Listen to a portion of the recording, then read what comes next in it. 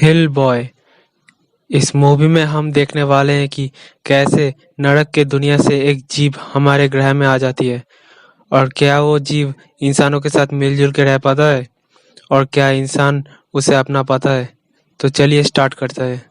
Movie की starting में हमें 1994 में स्कॉटलैंड के एक खुफिया जगह को दिखाया जाता है जहां जर्मन सेना और उनके साथ आए हुए एक फादर जिसका नाम है प्रोफेसर ब्रूम, वो लोग कुछ लोगों को रोकने के लिए यहाँ पे आते हैं क्योंकि ये लोग यहाँ पे एक अजीबोगरीब काम करने वाले थे।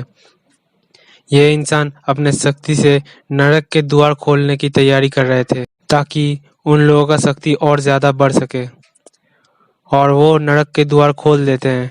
तभी जर्मन सेना उनके ऊपर हमला कर देता है जिस वजह से वो द्वार डिस्ट्रॉय हो जाता है और यह आदमी उसी के साथ खत्म हो जाता है। लड़ाई खत्म होने के बाद वो सब वापस लौटने वाले थे तभी एक सोल्जर को किसी के साउंड सुनाई देता है। वो देखता है कि कोई लाल बंदर है पर उसके हाथ में कुछ है। पर प्रोफेसर ब्रूम उसे एक चॉकलेट देता है। ये एक लड़का होता है जो कि नरक के द्वार से इस दुनिया में आ गया था। प्रोफेसर उसे गोद में ले लेता है और उसे पाके बहुत खुश हो जाता है। हेल से आने के लिए सभी सोल्जर ने उस दिन उसका नाम हेल बॉय रख देता है। इसके बाद हमें प्रेजेंट टाइम को दिखाया जाता है जहां हर जगह एक रेड कलर के जीप को देखे जाने का अफवाह फैला हुआ था। देन हम एक बर्फीले इलाके में 3 लोगों को देखते हैं जो कि एक जगह जा रहे होते हैं। उनके मंजिल तक पहुंचने के बाद वो लोग उनके गाइड को मार देता है जिसका खून उस जगह का सेंटर में जाता है जिससे एक आदमी जिंदा होता है। ये लोग और कोई नहीं बल्कि वही है जो कि 1994 में नरक के द्वार खोलने की काम करते थे।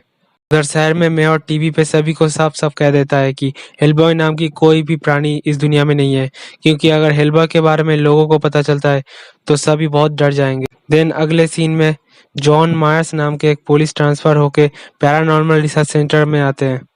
इस जगह का हेड प्रोफेसर ब्रूम होता है। उसी ने 70 होनहार लोगों में से सिर्फ जॉन को चुना है यहाँ के काम के लिए।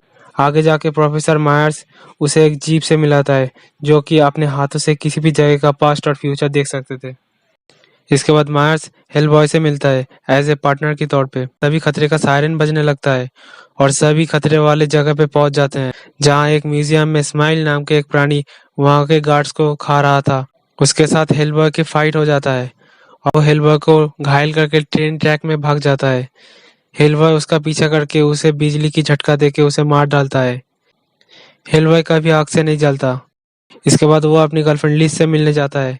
लीज बताता है कि अब वो अपनी आग जलाने वाली पावर को कंट्रोल करना सीख गया है। उधर इन लोगों को पता चलता है कि असल में म्यूजियम में ये लोग आए थे जो कि एक चीज को चुरा के उसमें एक जादू कर देता है जिससे वो स्माइल नाम के जीव पैदा होते हैं। इतने साल बाद इन लोगों की वापसी को देख के प्रोफेसर ब्रून काफी सोच में पड़ जाता है। इसके बाद यह इंसान लीज के हॉस्टल आता है और उसे एक सपना दिखाता है जिससे लीज पूरा हॉस्टल को आग लगा देता है। ये सब सुन के वो लोग लीज को अपने यहाँ ले आते हैं। उधर हिलबॉय उन लोगों की तलाश में उसी रेलवे ट्रैक में पहुंचता है। वो एक स्माइल को मार देता है पर उसका कुछ फायदा नहीं होता क्योंकि हिलबॉय की साथियों को वो लोग एक एक करके मार देते हैं और उनमें से एक को हिलबॉय अपने साथ लैब में ले आता है और लीज हेलबॉय से मिलता है। लीज कहता है कि मुझे कॉफी पीने जाना है मायर्स के साथ। हिलबॉय भी उन लोगों का चुपके से पीछा करने लगता है और लीज को मायर्स के साथ देख के वो लीज पे शक करने लगता है। दूसरी तरफ प्रोफेसर ब्रून लैब में अकेले होते हैं। तभी वो लोग वहां पे आ जाता है और प्रोफेसर ब्रून को बुरी तरह से मार डालता है। अपने फादर की मौत के बारे में पता चलने के बाद हेलबॉय काफी सैड हो जाता है और फादर की कातिलों के लिए गुस्सा भी हो जाता है। इसके बाद उन लोगों को पता चलता है कि वो लोग मॉस्को के एक मिलिट्री बेस में है।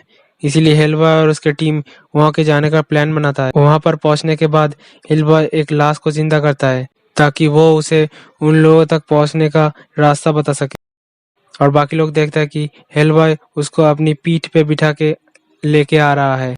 इसके बाद उसके बताए रास्ते से वो लोग अंदर आता है पर अचानक दरवाजा बंद हो जाता है जिस वजह से वो लोग लीज और मायर से अलग हो जाते हैं। तभी वहां पे वही आदमी आ जाता है जो कि हेलबॉय के डैड को मारा था। वो हेलबॉय को एक ट्रैप में गिरा देता है पर वो ट्रैप से निकल जाता है और उसी की ट्रैप में उसको गिरा देता है और उसे मार डालता है। उधर मायर्स और लीज को स्माइल्स चारों तरफ से घेर लेते हैं।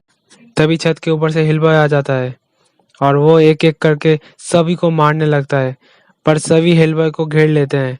तभी लीज मार्स को खुद को मारने के लिए कहता है। थप्पड़ मारने की वजह से उसके हाथ से आग निकलने लगता है और वो सभी को जला देता है। आग बुझने के बाद वो लोग हेलबॉय, मार्स और लीज को पकड़ लेते हैं। वो लोग लीज के जान के बदले में हेलबॉय को नरक के दरवाजा खोलने को कहता है, क्योंकि हेलबॉय की हाथ ही है उस दरवाजे का चाबी। उसे छोड़कर ये काम और कोई नहीं कर सकता। लीज के जान के लिए मजबूरी में हेलबॉय ये काम करने के लिए मान जाता है और अपने हाथ से नरक के दरवाजा खोलने लगता है। तभी मार्स अपने हाथ को छुड़ा के जीसस की लॉकेट हेलबॉय की तरफ फेंक देता है और लॉकेट का निशान हेलबॉय के हाथ में छप जाता है। वो अपने हाथ दरवाजे से निकाल लेता है और उस इंसान को मार डालता है।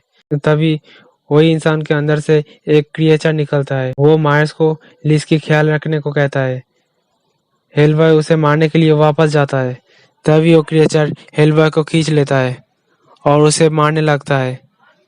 वो क्रिएचर काफी बड़ा होता है। वो हेलबॉय को खाने के लिए अपने मुंह के पास लाता है। तभी हेलबॉय बॉम्ब की पेटी को उसके मुंह के अंदर डाल देता है, जिस वजह से वो वहीं पे मर जाता है। हेलबॉय वापस आने के बाद लिस के पास आता है। तभी लिस की होश वापस आ जाता है और वो दोनों काफी खुश हो जाता है। दोस्तों, वीडियो को एक लाइक कर देना और चैनल को सब्सक्राइब करके बेल आइकन प्रेस कर देना। मिलते हैं अगले नए वीडियो के साथ। तब तक के लिए बाय बाय।